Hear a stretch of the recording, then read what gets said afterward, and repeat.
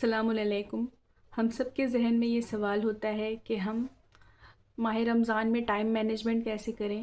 ہمارے ذہن میں یہ بھی سوال ہوتا ہے کہ کیسے اس طرح سے رمضان گزارا جائے کہ کوئی خلش باقی نہ رہ جائے۔ کیا ہوتا ہے نا کہ جب رمضان اسٹارٹ ہوتا ہے تو اس کے پہلے ہمارے دلوں میں بہت زیادہ حوصلہ ہوتا ہے، ہم یہ سوچتے ہیں اس بار یہ کریں گے، ایسا کریں گے، ویسا کریں گے، لیکن جیسے جیسے رمضان کے دن گزرنا اسٹارٹ ہوتے ہیں ویسے ویسے ہمارے حوصلے بھی پست ہونے لگتے ہیں۔ بہت سے ایسے لوگ ہیں جو شروعات تو بہت اچھی کرتے ہیں لیکن اس کو کنٹینیو نہیں کر پاتے۔ آج کی اس ویڈیو میں آپ کے سامنے کچھ ایسے پوائنٹس، کچھ ایسی چیزیں لے کر حاضر ہوئی ہوں جس کے ذریعے شاید آپ کو ہیلپ ہو جائے اور ان پوائنٹس پر، ان چیزوں کو فالو کر کے شاید آپ زیادہ بہتر طریقے سے اس رمضان ماہ مبارک کو گزار سکیں۔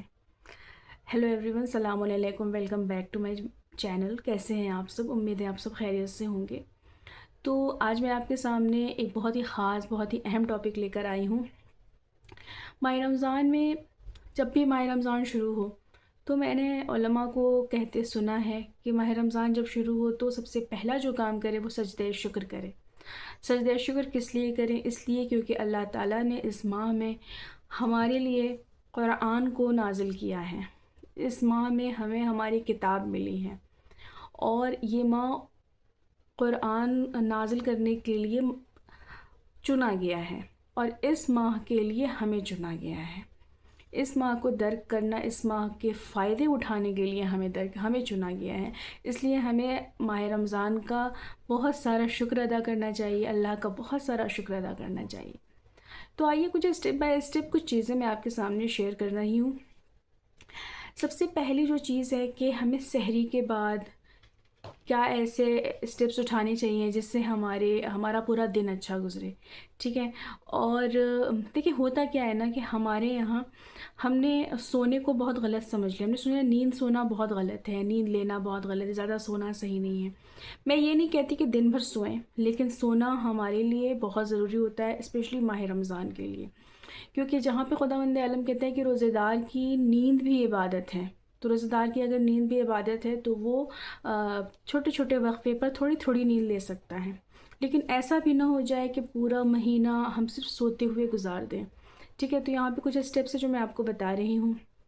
یہ ہر اس انسان کے لیے ہے، وہ آفس والا ہو، کالج والا ہو، اسکول والے ہوں، ہاؤس وائف ہوں، ہوم میکر ہو، جو بھی ہوں، ان سب کے لیے ہے۔ سب سے پہلی چیز جو ہمیں کرنی ہے وہ یہ ہے کہ سحری ہمیں ہلکی کرنی ہے، ٹھیک ہے۔ سحری ہمیں ہمیشہ ہلکی کرنی ہے۔ سحری ہلکے کرنے سے کیا ہوتا ہے کہ ہماری طبیعت بھاری نہیں ہوتی، ٹھیک ہے۔ اور سحر کے بعد کوشش یہ کریں کہ ہم تہجد پڑھ لیں، تو اس سے کیا ہوتا ہے کہ تہجد کے تو اپنے الگ فوائد ہیں، ٹھیک ہے۔ اور سحر کے فوراً بعد سوئیں نہیں، کھانا کھا کے فوراً سو نہ جائیں کیونکہ پھر ہماری نماز قضا ہو جاتی ہے۔ تو اپنے آپ کو فجر تک جگا کے رکھیں، فجر کے بعد سے 1 گھنٹے کا 2 گھنٹے کا ایک نیپ لے لیں، ٹھیک ہے۔ کہ جب 1-2 گھنٹے کا آپ نیپ لے کے اٹھتے ہیں نا تو آپ بہت ہی فریش فیل کرتے ہیں، آپ کو بہت صحیح فیل ہوتا ہے نا، تھکان فیل نہیں ہوتی، آنکھیں جل نہیں رہی ہوتی ہیں، ٹھیک ہے، اگر آپ ریلیٹ کر سکیں۔ دوسرا اسٹیپ یہ ہے کہ آپ نے جو نماز پڑھ لی، آپ نے نیند لے لی، اب کیا ہے، اب آپ کو اگر آفس جانا ہے، کالج جانا ہے، گھر کے کام کرنے، آپ آرام سے کریں، لیکن اور ایک اور چیز ہے، ماہ رمضان میں خود کو نہ رش نہیں کرے، آرام سے ایک اسٹیپ اٹھا کے کام کریں، ایک اسٹیپس بائی اسٹیپ کام کریں۔ فار ایگزامپل گھر کے کام پورے مہینے کے 1 دن نہیں کر لینے، پورے ہفتے کے 1 دن نہیں کر لینے۔ آپ کو کیا کرنا ہے کہ اگر آج بیڈ شیٹ بدل رہی ہیں تو کل ڈسٹنگ کر لیں، ہے نا، اس طرح سے کر کے آپ اسٹیپ بائی اسٹیپ کام کریں۔ اور جتنے بھی اسٹوڈنٹس ہیں وہ کیا کر سکتے ہیں کہ وہ ہوم ورک وغیرہ کر لیا، انہوں نے اپنا پروجیکٹ وغیرہ کر لیا، اس کے بعد جو وقت مل رہا ہے وہ موبائل دیکھنے میں ضائع نہ کریں، پہلی چیز۔ دوسری چیز یہ ہے کہ سحر کے بعد فوراً سونے کے بجائے ریل نہ دیکھیں۔ ایسا نہ ہو کہ آپ پورے ٹائم ریل دیکھ رہے ہیں، موبائل دیکھنے میں اپنا ٹائم برباد کر رہے ہیں۔ اس سے کیا ہوتا ہے، جب ہم فون دیکھتے ہیں تو فون دیکھنے سے ہماری نیند اڑ جاتی ہے، تھکان ہوتی ہے، آنکھ میں جلن ہوتی ہے، جس سے ہمارا موڈ خراب ہوتا ہے، ٹھیک ہے۔ اب دن کو کیسے مینیج کر سکتے ہیں؟ جو آفس میں جو لوگ ہیں وہ آفس کا کام کر رہے ہیں تو کوشش کریں کہ چلے پھرے اتنا زیادہ نہیں، اتنا ہی چلیں جتنا چل سکتے ہیں، جتنا برداشت کیا جا سکتا ہے، ٹھیک ہے۔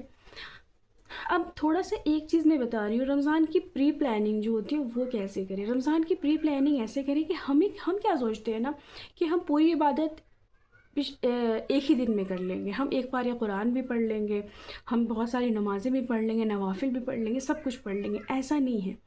اگر آپ سمجھیں تو یہاں پر رمضان میں ہمیں ایک ہی دن میں سب نہیں کر لینا ہوتا ہے. ٹھیک ہے، آپ قرآن پڑھنے کی عادت بنائیں. آپ جب ایک پیج پڑھیں، آپ ارادہ کریں کہ مجھے 1 سے 2 پیج پڑھ لینا ہے. آپ جب قرآن پڑھنا شروع کرتے ہیں نا تو آپ کو خود اچھا لگنے لگتا ہے. جب قرآن مجید پڑھنا شروع کرتے ہیں آپ کو خود اچھا لگنے لگتا ہے، پھر آپ اور بھی زیادہ پڑھتے ہیں، پھر آپ سوچتے ہیں تھوڑا اور پڑھ لوں، ہے نا. تو یہ ارادہ کریں کہ 1 سے 2 پیج پڑھنا ہے. اس سے کیا ہوگا، ذہن پہ برڈن نہیں بنے گا. ہمارے ارادے ہمارے ذہن کو برڈن میں ڈالتے ہیں. تو اپنے ارادے کو ویسا نہ کریں کہ مجھے ایک دن میں سب کچھ کر لینا ہے. چھوٹے چھوٹے اسٹیپس سے اپنے آپ کو آگے بڑھائیں. پھر اس کے بعد جب آپ ایک پیج قرآن پڑھ لیں گے تو آپ کو اور پڑھنے کا دل کرے گا، تو آپ اور پڑھ لیں، تو وہ آپ کی اچیومنٹ ہو جائے گی. پھر وہ اچھا فیل ہوگا کہ 2 پیج پڑھنے بیٹھے تھے، ایک پارہ پڑھ لیا. That is good. ٹھیک ہے. اس کے بعد سے جیسے افطار کی تیاری ہمارے یہاں ہوتی ہے تو بہت زیادہ افطار نہ کریں، بہت زیادہ تیاریوں میں اپنے آپ کو صرف نہ کریں، کیونکہ بالکل افطار بنانا عبادت ہے، لیکن اللہ کی عبادت بھی بہت زیادہ ضروری ہے. اللہ کی عبادت، اور اللہ بھی ہم سے عبادت کا سوال ضرور کرے گا. افطار میں اتنا نہ کھا لیں، اتنا زیادہ افطاری نہ کر لیں کہ پھر اٹھنے کا دل نہ کرے، پھر عبادت کرنے کا دل نہ کرے. ٹھیک ہے. تو وہ ایک چیز ہوتی ہے کہ ہمیں اس کو صحیح کرنا پڑے گا، چاہے کیسے بھی کرے.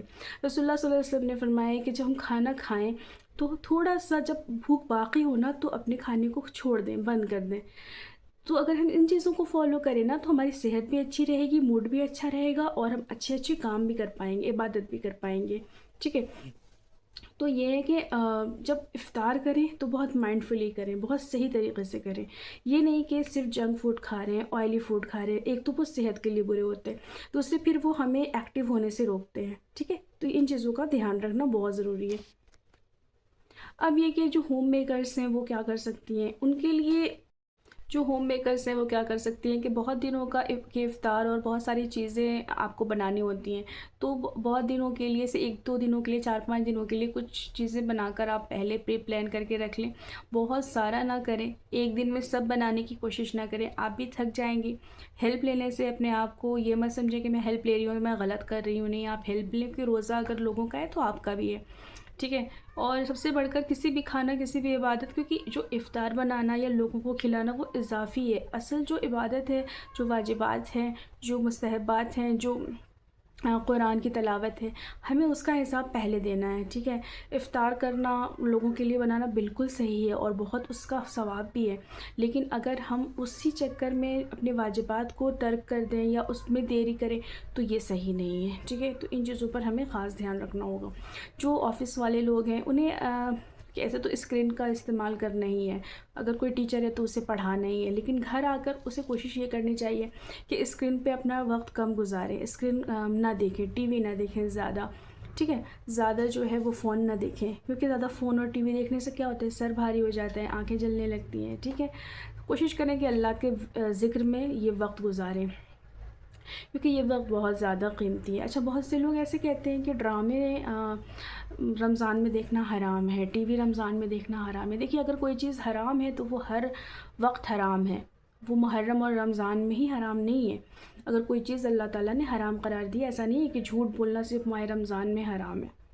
نہیں، جھوٹ بولنا ہر وقت حرام ہے. ٹھیک ہے. نماز ایسا نہیں ہے کہ صرف رمضان میں پڑھنا واجب ہے، نماز ہر وقت پڑھنا واجب ہے. اس لیے ان چیزوں پہ ہمیں تھوڑا سا توجہ کرنی ہوگی، تھوڑا دھیان دینا ہوگا، اور جو واجبات ہیں انہیں پورا کرنا ہوگا. ٹی وی دیکھنا ہے تو صحیح چیزیں دیکھیں، حلال چیزیں دیکھیں، ایسی چیزیں نہ دیکھیں جو آپ کے روزے کو خراب کریں، آپ کے نفس کو غلط طرف لے جائیں. ٹھیک ہے. ان چیزوں کا خاص دھیان رکھنا ہوتا ہے. تو وہ عام دنوں میں بھی رکھنا ہوتا ہے، ایسا نہیں ہے کہ صرف ماہ رمضان میں رکھنا ہوتا ہے. ٹھیک ہے. اگر کوئی سیریز ایسی ہے جو کہ اسلامک ہے، آپ اسے دیکھ سکتے ہیں. ٹھیک ہے. لیکن اگر کسی میں عریانیت بہت زیادہ ہے، کسی میں ماڈسٹی کا خیال نہیں رکھا گیا ہے، تو وہ تو آپ کو کبھی بھی دیکھنا حرام ہے، وہ ماہ رمضان ہو یا عام دن ہو. اس لیے کسی بھی چیز کو یہ مت سوچے کہ ماہ رمضان میں نہیں کریں گے بعد میں کریں گے، قرآن مجید رمضان میں پڑھیں گے بعد میں نہیں پڑھیں گے، نہیں، کوئی بھی عمل جو اللہ نے ہم پر واجب قرار دیا ہے وہ ماہ رمضان کے لیے بھی دیا ہے اور اس کے بعد کے لیے بھی دیا ہے۔ تو یہ کچھ سمپل اسٹیپس تھے جو کہ میں آپ کے ساتھ شیئر کرنا چاہتی تھی۔